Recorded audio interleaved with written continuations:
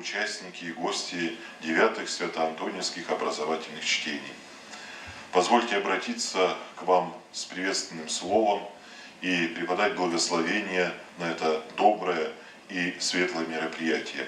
Всех вас приветствую на конференции, которая совершается сегодня, в эти дни, в Бишкеке.